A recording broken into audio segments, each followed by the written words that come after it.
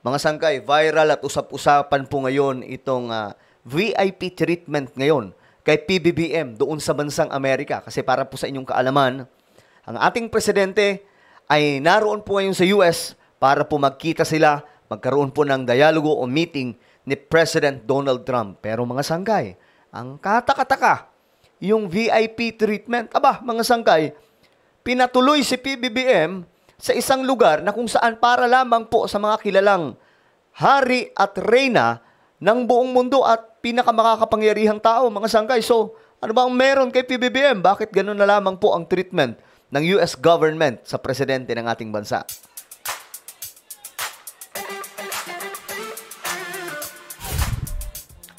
Yo guys! Hello, this is me. I'm back for another vlog today.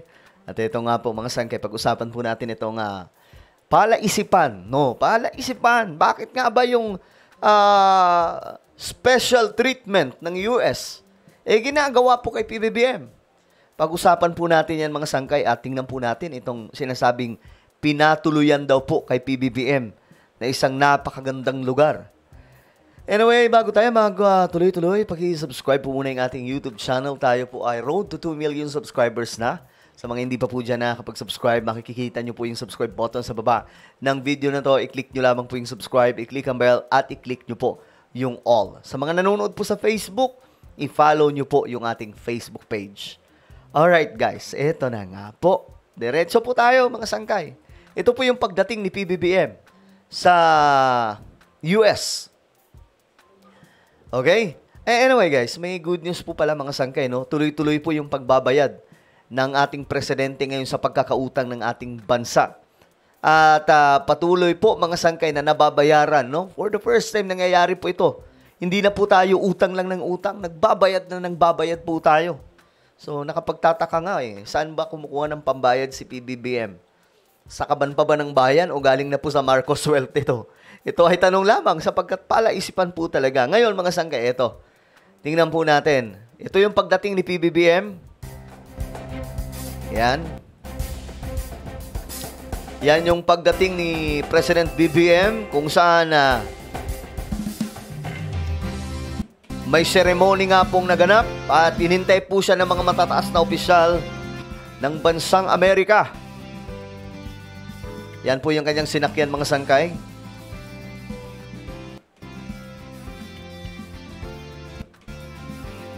Kausap niya dito yung mga matataas na opisyal ng US. Yan, I think siya po yung ambassador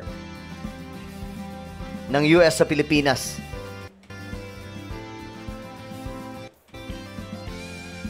Okay, bakit siya sinaluduhan mga sangkay? Sundalo po kasi yan si PBBM. Kaya po sumasaludo sa kanya yung iba mga sangkay. Alam po yan ng mga Amerikano. Diba? Ganun po ang mga kapwa sundalo kapag ka nagkakaharapan mga sangkay, sumasaludo. Diba? Pati mga Amerikanong opisyal na sundalo mga sangkay, no? Sumasaludo. Ganyan po kaangas ang ating presidente well, natural naman po 'yon bilang isang sundalo kasi sundalo po itong si PBBM. May natural po 'yon na sa ceremonial may salute po talaga doon. Pero nakapagtataka mga sangkay na ganoon na lamang po karespetado ang presidente natin ng bansang Amerika. Teka lang, may fake news diyan yung mga DDS, 'di ba? Sabi nila mga sangkay hindi daw po dededmahin lang daw po si PBBM ni Trump. Pero ito na, special treatment.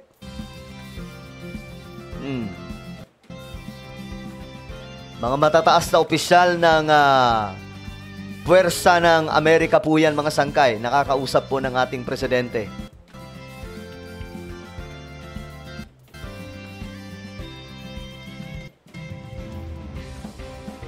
Okay. So, eto na. Dito na po tayo. Kasi nga po, ito po yung pinatuluyan kay PBBM. Ayan po mga sangkay. May link pa po ito. Tingnan po natin. Ayan Ito pong the Blair House guest. Mga sangkay. Dito po pinatuloy si PBBM. Yan o, mga sangkay, yung mga tumuloy dito. Oh. Presidente ng, ano to? Ng Israel. Ayan o. President ng Mongolia. Ito, mga prinsipe. Queen, ayan po, Her Majesty Queen Elizabeth II and His Royal Highness, the Prince Philip. Ayan ha, mga sangkay, mga kilalang pagkatao na pinatuloy po dyan mga sangkay. So talagang mga matitindi na pala ang pumunta sa US na dito po pinatuloy mga sangkay sa napakagandang lugar na ito. Maya, i-check po natin. Yan po, mga emperor. Ito, emperor ng Japan.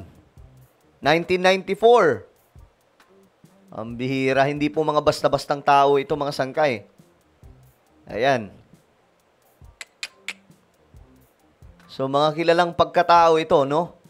At ngayon, si PBBM dito daw po, pinatuloy, mga sangkay, ni Donald Trump. So, bakit naman? O, ayan po, ito yun. Mamaya, babasahin po natin yung impormasyon. Ito po mga sangkay, akala mo isang palasyo ng US. Oh, ito basahin po natin. Sabi po dito ni Ma'am Thea Tan, no? Isa pong kilala at napakatalinong vlogger at marami pong kaalaman pagdating po sa Marcos Wealth, no? So shout out po kay Madam Thea Tan. I-follow niyo po yung kanyang Facebook. Sabi niya dito, President Ferdinand Marcos Jr. will be staying at Blair House, the official guest residence of 4 heads of state just across the White House. This is not something given to every visiting leader. So hindi daw po ito binibigay sa lahat ng mga bumibisita mga leader sa US. It's usually reserved for presidents, queens, and global icons like Queen Elizabeth and Nelson Mandela. And since it's at the pleasure of the US President, it makes you wonder, magtataka ka rin po talaga, mapapaisip ka no? What is it about our President that Trump sees? Ano ba ang mayroon sa Presidente ng Pilipinas na nakikita ni Donald Trump? Why the VIP treatment? Is it geopolitics? A personal alliance? Grabe, no? Iba to si Ma'am Thea Tan. Malalim kasi to mga sangkay, mag-analyze sa mga nangyayari. At saka, I tell you guys, matalino po ito mga sangkay. Marami pong alam yan pagdating po sa Marcos Wealth. Kasi para po sa inyong kaalaman, ito nga po yung palaisipan. Alam po yan ng Amerika kung gaano ang mga Marcos kayaman. At pagdating po sa Marcos Wealth, no? Nako, alam na alam ng Amerika yan mga sangkay. Either way, it's a clear he's been given more than the usual courtesy. The message is loud and clear.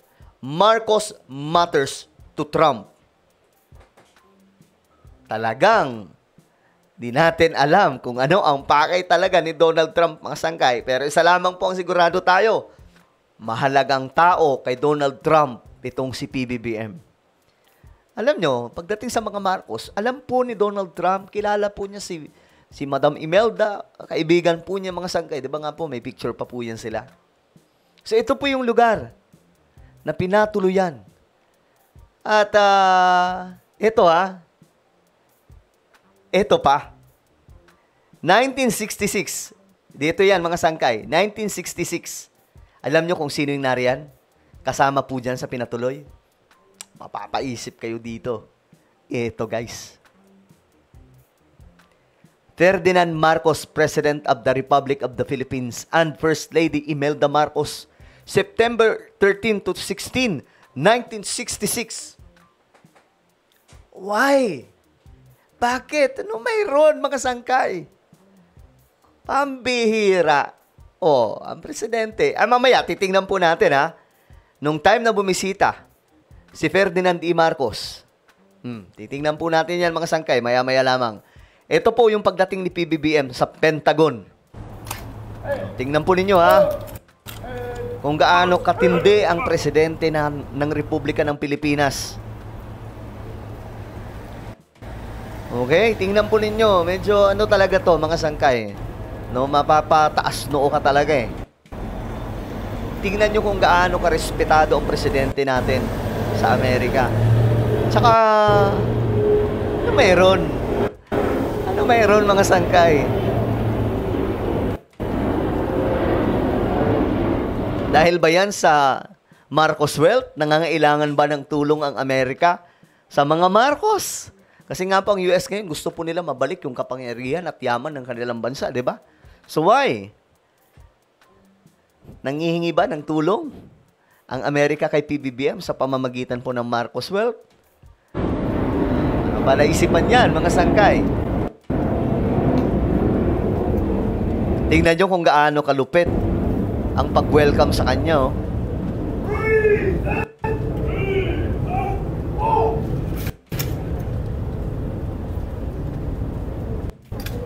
Angas ng presidente natin, oh.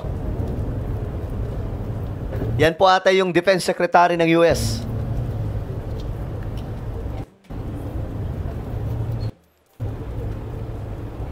Okay, so yan po mga sangkay. At marami silang pag-uusapan dyan, pero ito ipapakita ko lang sa inyo. Ito yung pagbisita noon ni Ferdinand E. Marcos. Hindi ko alam kung ilang beses na to, pero ito po ay September 16, 1982. Tingnan nyo po mga sangkay kung gaano kaangas noon si Ferdinand E. Marcos, ang tatay po ni PBBM.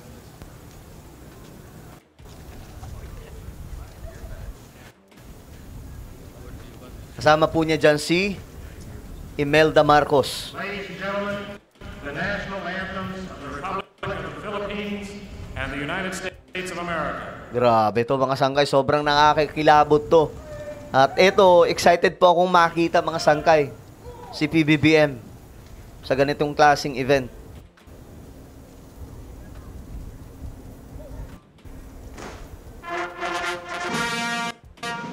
Grabe, no? Tindig pa lang ni Ferdinand E. Marcos, alam nyo na eh. Sundalong-sundalo po yan.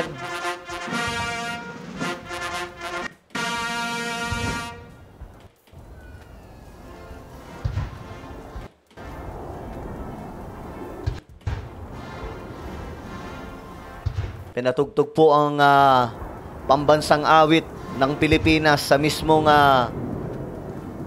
lugar ng bansang Amerika.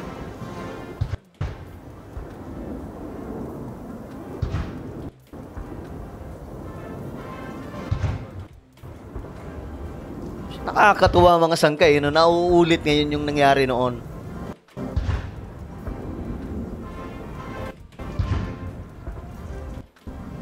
So at least ngayon, no? Yung Pilipinas, nababalik po tayo mga sangkay sa mataas na level. Hindi po tulad noon na masyado po tayong, alam nyo na mga sangkay, napaka, gumagapang po talaga tayo noon. Pero ngayon, ginagapang ni PBBM, pataas.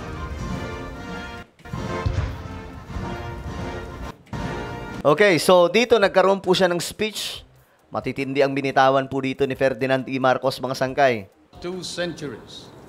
But more than that, it keeps offering to the enterprising and the talented, the courageous. Galing magsalita, no? Iba to, mga sangkay. Ako na, masasabi ko talaga, magaling na speaker. Magaling sa speech itong si Ferdinand E. Marcos. And the strong, the rewards of effort. Tingnan nyo mga sangkay, walang binabasang kodigo. And of initiative. Iba pa rin talaga, no? At the same time, Si PBBM matalino mga sangkay, iba din po talaga magsalita yun. Maririnig naman po natin yan, the way po siya magsalita mga sangkay, mag-speech. Pero, iba pa rin po talaga yung kanyang tatay. Si Apo Lakay, napakagaling po din magsalita. as I stand here on American soil, I realize that I stand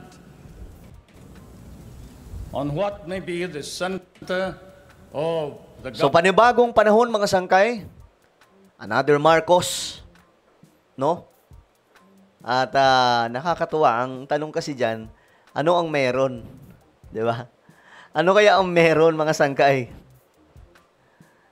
Ano ang meron? Bakit ganun ka-special kay Trump si PBBM? Dito pa po pinatuloy, mga sangkay. Mambira, mapapaisip ka talaga eh. Well, kayo, ano sa tingin nyo? Ano ang meron, guys? Comment down below. Meron po tayong YouTube channel, Sangkay Revelation. Hanapin nyo po ito ngayon sa YouTube. Alright, kapag nakita nyo na, i-click nyo po yung subscribe, i-click ang bell, at i-click nyo po yung all. Ako na po ay magpapaalam, mag-iingat pong lahat. God bless everyone.